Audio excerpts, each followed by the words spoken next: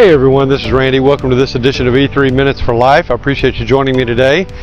I'm standing in Ontario, California, just outside of LA. Not too far behind me right there is the Ontario Airport. Right in front of me is the one of the interstates that runs through this part of California. You can see a busy street behind me. But what I want you to really notice is what's across the street. This is the remnants of the Guasti winery. If you would have been in this same place around the turn of the 1900s, you would have seen a bustling winery behind me. In fact, the owner of the winery claimed that it was the largest vineyard in the world at the time. And this area, instead of being named Ontario, was called Guasti. The road behind me is Guasti Road. And in spite of the fact that this is a busy transportation area, across the street is a ghost town, so to speak. What used to be full of life, full of business, bringing many people to and from, visitors, dignitaries, laborers, owners. The owners actually lived in LA, but had a large house that would have been right across the street from where I'm standing right now back in those days. Up and down this street, there are placards, large placards that all basically start with, if you were standing here in 1905, you would have seen. And then it has a picture of whatever that, the main house or the wine press or whatever it is, for about a half mile or 3/4 of a mile down the street.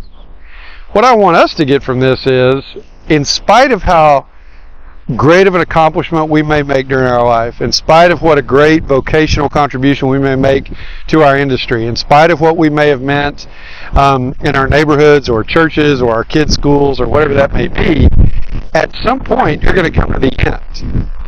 And at this point, all that's left is the memorabilia that's down this street and a bit of urban legend or folklore about what used to be across the street. This is not a historic landmark. Development company actually bought the land and tore down part of the most significant buildings and then decided they didn't want it, so they left these dilapidated buildings that are over here now. Nobody wants to spend the money it would take to rebuild them and refurbish them. So I just want you to take account of your life. As you look at what you're doing, what you're accomplishing, what your life is going to count for, who you're influencing, what kind of impact you have in their life, what kind of legacy that you're leaving. Are you doing things to pass things forward to generations ahead of you so that that legacy will last? Or are you leaving behind some rotting ruins, some old buildings that eventually will just crumble to nothing, that could be bulldozed at any time, that have no real value and significance to anybody? In fact, at this point, they're a financial burden to whoever owns that property.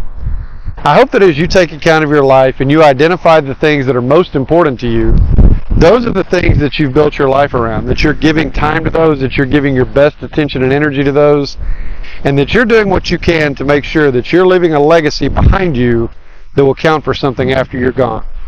Hope this has been encouraging to you today and thought-provoking. We'll look forward to seeing you next time on E3 Minutes for Life. Thanks very much. Bye-bye.